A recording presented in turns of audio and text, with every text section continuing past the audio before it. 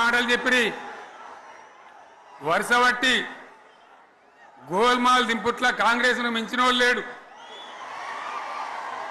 అబద్ధాలు చెప్పుట్ల కాంగ్రెస్ను మించినోళ్ళు లేడు. ఎన్ని చెప్పిరి ఇక్కడ ఉన్నోళ్ళు జాలరని ఉన్న గాంధీలు లేని గాంధీలు డూప్లికేట్ గాంధీలు అంతా ఢిల్లీకి వెళ్ళి కూడా దిగిరి, చప్పట్లు కొట్టి డాన్సులు చేసి స్టేజీల మీద.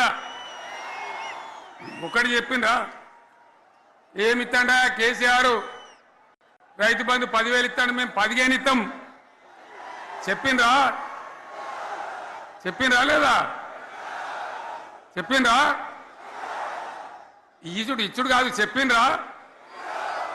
10,000కు 15,000 ఇస్తామని అన్నారా? కేసీఆర్ పెన్షన్లు 2,000 ఇస్తాడు, మేము 4,000 ఇస్తాం చెప్పిండ్రా? ఇంకేం చెప్పిండ్రు?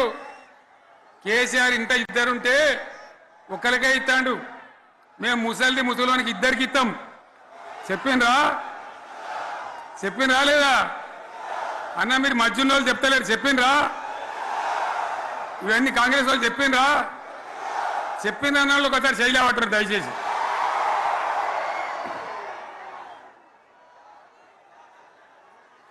దివ్యాంగులకు కేసీఆర్ 4,000 ఇస్తాడు పెన్షను, మేము 6,000 ఇస్తామండి అన్నారా? ఇక చదువుకునే ఆడిపోరగాళ్ళకు స్కూటీలు కొనిస్తామండి, కొనిచ్చారా? అన్నారు కదా.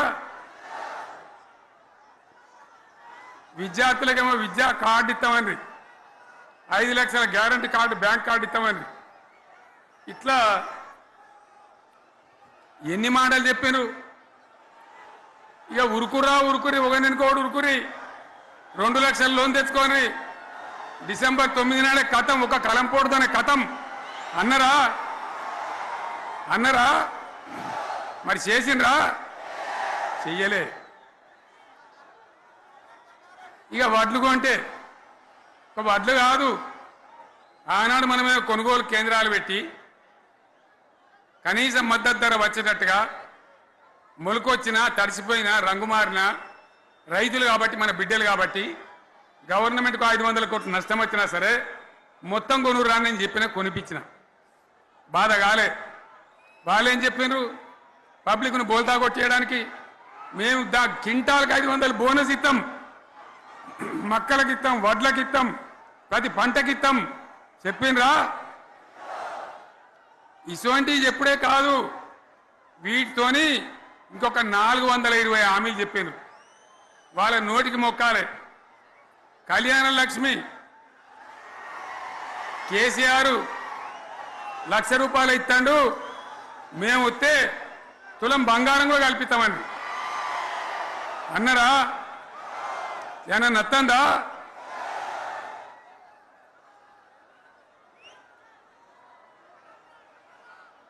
ఇక హామీలు ఇచ్చుడు కాదు, పెద్ద పెద్ద బుక్కులు వంచి ఊరూరికి వంచారు. సిగ్గులేక ఊళ్ళ పంట తిరిగి బాండ్ పేపర్లు రాసిచ్చారు, బాండ్ పేపర్లు ఇంటింటికి తిరిగిండ్రు. చెప్పిండ్రా? చాలా మంది అడిగిండ్రు. మరి మీరు అడ్డగోలు చెప్తున్నారు, అడ్డం పొడుగు చెప్తున్నారు, ఎటువంటి అడ్డ చెప్తున్నారు, యాడికెళ్ళి ఇస్తారా భయ అని అడిగిండ్రు, పేపర్ వాళ్ళు అడిగిండ్రు.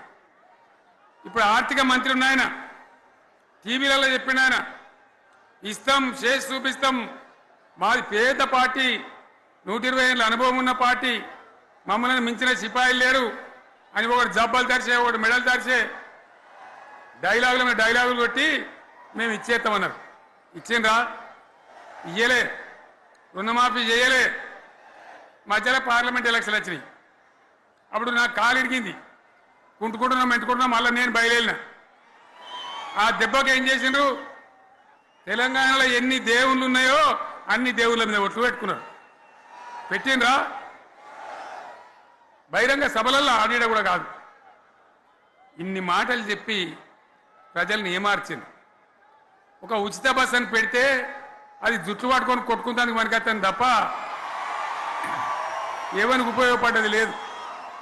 ఆ మహిళలే అంటారు మాకు ఎందుక ఉచిత బస్ దరిద్రం, మాకు అవసరమే లేదు అంటారు.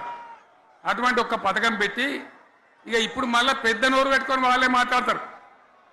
అంటే ఆ అంటే మాట్లాడతారు, అబద్ధాలు చెప్తారు. మాట్లాడితే బీఆర్ఎస్ వాళ్ళ మీద నింద, మాట్లాడితే కేసీఆర్ మీద నింద. ఇది ఒక అలవాటు చేసుకొని ఎవరికి నోరుంటే వాంతే లెక్క అనే పద్ధతిలో అడ్డమైన మాటలు మాట్లాడుతూ చాలా ఘోరంగా మోసం చేస్తా ఉన్నారు.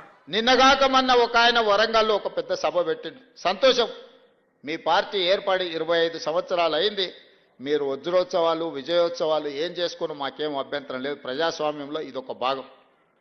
140 సంవత్సరాల చరిత్ర కలిగిన కాంగ్రెస్ పార్టీకి మేము ప్రాతినిధ్యం వహిస్తే 25 సంవత్సరాలు చరిత్ర కలిగిన మీ పార్టీకి మీరు ప్రాతినిధ్యం వహిస్తున్నారు. మాకేం అభ్యంతరం లేదు. మీరు విజయోత్సవం సభలు ఏర్పాటు చేసుకుంటాం అంటే మంత్రి పొన్నం ప్రభాకర్ గారిని పిలిచి ఎన్ని వందల బస్సులు అడిగినా అన్ని వందల బస్సులు వాళ్ళకి ఇవ్వండి, వాళ్ళక్కడ సభ ఏర్పాటు చేసుకొనివ్వండి, వాళ్ళకు అవసరమైన అన్ని వెసులుబాట్లు కల్పించండి అని చెప్పి ఆర్టీసీ అధికారులనే కాదు పోలీసు అధికారులను, అక్కడుండే మున్సిపల్ అధికారులను, కలెక్టర్లకు అందరికి కూడా నేను సమీక్ష చేసి ఆదేశాలు ఇచ్చిన. ఎందుకంటే ప్రజాస్వామ్యంలో పాలకపక్షమే కాదు ప్రతిపక్షం కూడా బలంగా ఉండాలి. ప్రతిపక్షం ప్రజా సమస్యల్ని ప్రస్తావించాలి. వారు ప్రస్తావించిన ప్రజా సమస్యల్ని మేము పరిష్కరించడానికి వీలవుతుంది. పరిష్కరించాలన్న చిత్తశుద్ధితోని వారు సభ నడుపుకోవడానికి సంపూర్ణంగా ఈ రాష్ట్ర ప్రభుత్వం సహకరించిందన్న మాట నిజం కాదా? మరి నేను మిమ్మల్ని అడుగుతున్నా, మీ అనుభవం గొప్పదే, మీ పార్టీ గొప్పదే, మీ పార్టీలో 100 కోట్ల రూపాయలు ఉన్నమాట నిజం, మీకు టీవీలు పేపర్లు ఫామ్ హౌజులు ఉన్నమాట కూడా నిజమే, మేమేం కాదంటలేం. కానీ ప్రజల సమస్యలు మీరు ప్రస్తావించిందా? ఈ ప్రభుత్వం ఏ నిర్ణయం తీసుకుంటే ఆ నిర్ణయంలో ఉన్న లోపం లేదా ఈ ప్రభుత్వం తీసుకున్న నిర్ణయంలో మంచి అనేది మీకు ఎక్కడ కనిపించలేదా?